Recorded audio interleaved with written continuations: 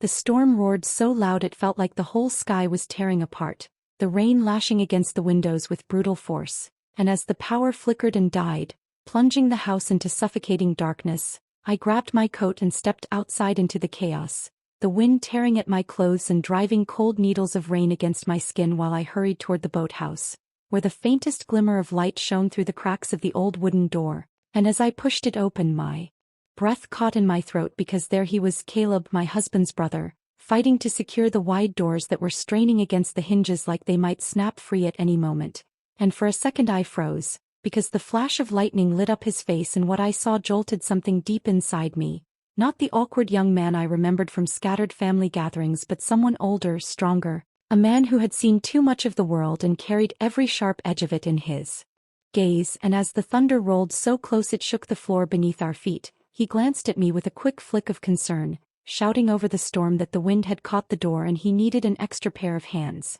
And before I could respond, the frame jerked violently and I stumbled forward into him, his arms closing around my waist with instinctive strength, pulling me back just as the heavy door slammed against the wall, and in that breathless instant, our bodies pressed too close in the cramped space, his breath warm against my cheek despite the freezing rain, and my heart thundered louder than the storm outside, because when I dared to meet his eyes, there was something there that didn't belong between us, something fierce and unsettling, and though I forced myself to look away, my pulse betrayed me, racing wild and uneven beneath my skin. And for one dangerous moment neither of us moved, as if the storm wasn't raging around us but inside this fragile space between our lips that hovered too near, too tempted, and even though reason screamed at me to pull back, to break the tension before it snapped, I couldn't deny the dangerous thrill that pulsed through me as we stood there breathless and too aware, knowing this wasn't just the storm at all. Morning unfolded not like a soft promise of a new day but like a fragile silence stretched so thin it felt ready to tear apart at the slightest sound.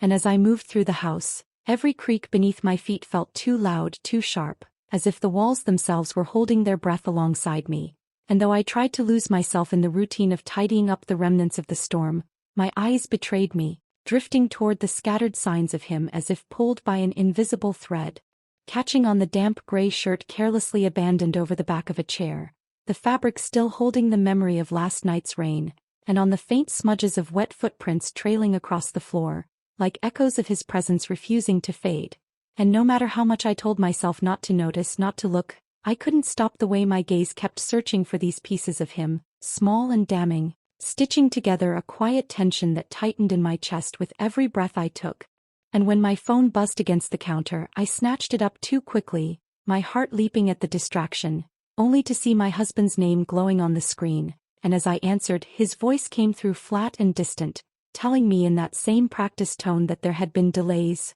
more meetings, more obligations pulling him away from home, and while he spoke I stared at the streaked window pane, feeling the weight of his absence settle deeper into my bones, heavy and familiar like a blanket of frost I could never quite shake off. And I told him I was fine, told him the house was fine, all the while knowing that neither of us truly believed the words anymore. And when the call ended, the silence that followed felt heavier than his absence itself, filling the room with an ache so sharp it almost stole my breath. And then Caleb's voice broke through, calling from the sunroom with a request for help repairing the window frames splintered by the storm, and I hesitated only for a heartbeat before following the sound of him, my steps too careful as if I could somehow quiet the thunder still pulsing in my chest. And when I reached him, when I placed the screwdriver in his waiting hand, our fingers brushed in a fleeting touch that lingered far too long, the warmth of his skin sparking a jolt of electricity up my spine. And though I quickly pulled my hand away, it was too late, because in that small,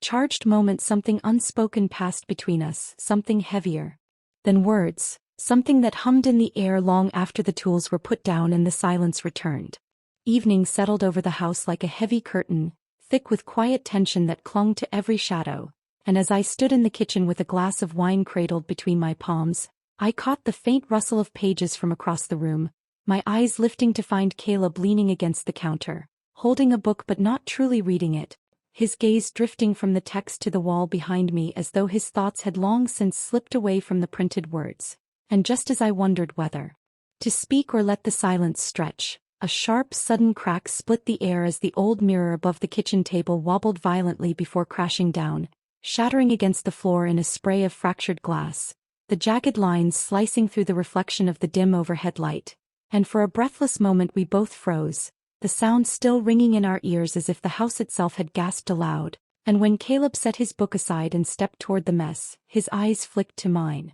With something too steady, too knowing, and as we crouched together to gather the broken pieces, our hands moving carefully among the sharp edges, he spoke softly, almost to himself, saying that sometimes things break not because they're weak but because the pressure beneath the surface grows too strong to bear. And though the words were simple, their meaning tangled tightly in the space between us, drawing my gaze to his face where I saw not the younger man I used to dismiss but someone carved by experience and regret, someone who saw too clearly the fractures in my carefully composed life. And when I admitted, my voice tight, that I sometimes wondered if we were all just pretending not to notice the cracks until they split wide open, he met my words with a quiet nod, his expression darkening as he confessed that he had watched his brother take everything for granted, every comfort, every promise, every person who ever tried to love him, and as he said it, his eyes locked onto mine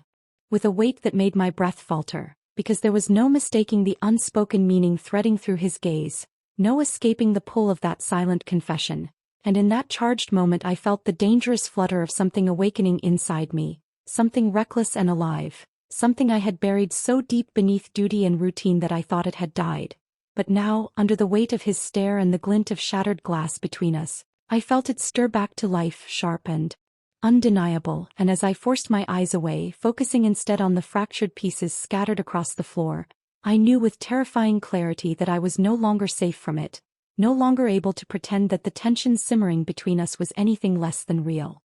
The sound of the front door swinging open jolted through me like a live wire, sharp and sudden against the heavy quiet that had settled over the house, and as I turned, my breath caught in my throat at the sight of my husband standing in the entryway, his shoulders stiff beneath his coat still damp from the weather, his eyes scanning the room with a tightness that told me something had gone wrong, something unexpected enough to bring him home ahead of schedule. And though he offered a brief nod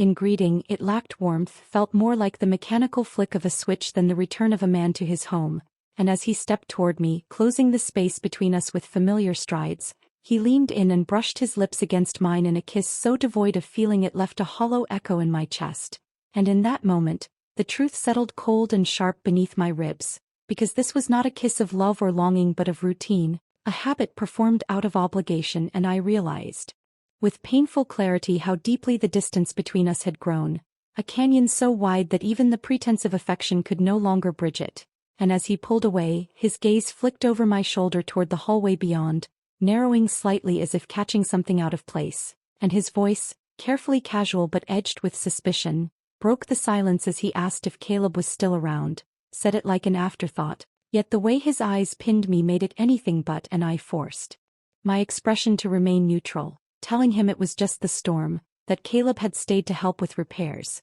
But even as I spoke, I felt the words land brittle and unconvincing between us, and the slight tightening of his jaw told me he heard it too, that he felt the tremor beneath the surface of my explanation. And as the evening unfolded with its forced conversations and the clatter of dishes that felt too loud in the strained quiet, I caught him watching me, his gaze not soft or curious, but sharp and probing, as if he were piecing together a puzzle he had long suspected was missing crucial parts. And though he said nothing further, I saw the flicker of doubt settle behind his eyes, a shadow that deepened each time Caleb's footsteps sounded in the next room. And with every glance my husband threw toward the space where his brother lingered too long, I felt the walls of our carefully constructed life inching closer, pressing in with a silent threat I could no longer ignore. And beneath the weight of those unspoken questions, I understood that the fragile front we had maintained was beginning to crack, that the ground beneath my feet was shifting dangerously, and it was only a matter of time before it gave way completely.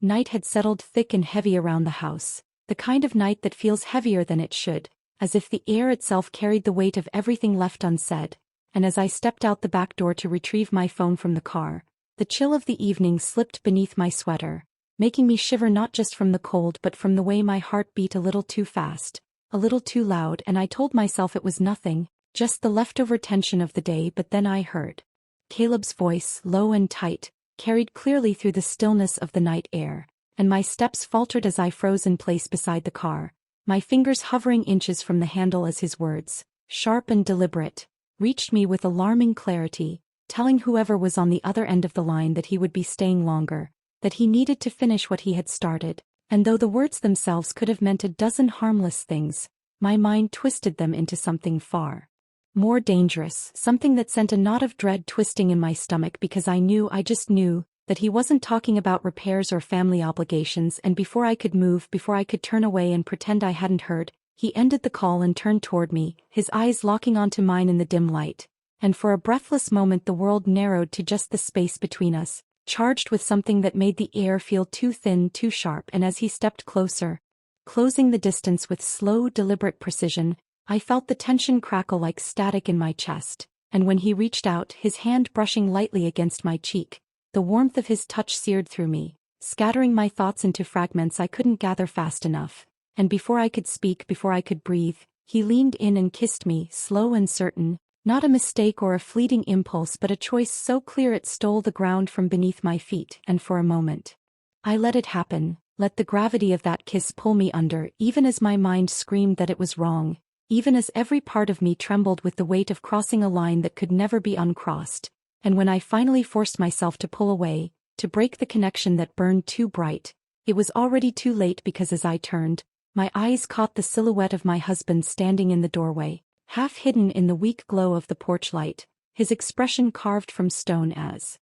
he watched us in a silence that felt louder than any accusation, and in that frozen instant, the truth hung between us like a sentence already passed, final and inescapable. Morning arrived not with warmth or lightness but with a heavy gray quiet that pressed against the house like a weight too stubborn to lift, and as I stepped into the kitchen, the chill of the floor beneath my bare feet grounded me in a reality I wished I could escape, my eyes drawn instantly to the folded slip of paper left in the center of the table, too neat, too final, and as my fingers uncurled it, the words inside sliced through me with a quiet precision, I always knew, I just didn't want to know, and as I read them once, twice, my breath caught somewhere between my chest and my throat, because the simplicity of that line carried a depth of understanding I hadn't prepared for, a truth that felt heavier than any confrontation could have, and in that moment, the hollow space inside me stretched wider, not filled with relief or even regret, but with a cold, aching emptiness that felt as vast as the lake outside our window, and when I placed the note back down, my hand lingered over the paper as if touching it could somehow change what had been written, but nothing could undo what had already unraveled, and then I heard Caleb's footsteps behind me, steady yet cautious, his voice low as he suggested we leave together, his words wrapped in quiet urgency, as though fleeing could cleanse us of the wreckage we had created. But deep in my bones I knew there was no escape from this, no road far enough to outrun the choices we had made, and though my heart fluttered at the thought of leaving, of turning my back on the ruins of my marriage and the echo of my husband's silent understanding, my head remained clear and I shook it slowly, my answer quiet but certain, because whatever existed between Caleb and me was not salvation, not a spark of hope in the dark, but a fire that had already devoured everything it touched, and I would not carry its ashes into whatever life came next, and as he turned away without protest, without another word, I felt the finality of it settle deep in my chest, and when the door clicked shut behind him, the house exhaled a hollow breath and I stood alone, the silence closing in like a familiar companion, my eyes drifting toward the lake where the surface lay still beneath the pale sky, the autumn wind stirring the brittle leaves that clung to the trees, and as if watching from somewhere outside myself, I saw the scene pull away, the view widening to take in the lonely house by the water, the shutters creaking as they slowly folded inward, closing out the world, and I understood.